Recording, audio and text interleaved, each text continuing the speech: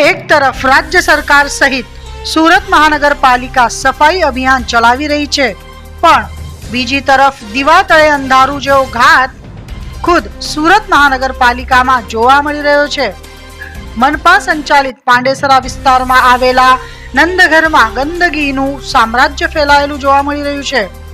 નંદઘર ખાતે 78, 79, 80 અને 81 નંબરની આંગણવાડી આવેલી છે અને અહીં મોટી સંખ્યામાં નાના ભૂલકાઓ ભણવા આવતા હોય છે।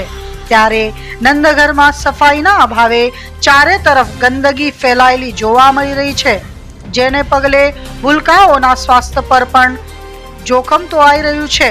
ઉધના ઝોનના અધિકારીઓથી માંડીને સ્ટાફ અને સ્થાનિક નગરસેવકો સફાઈના નામે માત્ર ફોટો સેશન કરતા હોય એવું નંદઘરની હાલત જોતા કહી શકાય।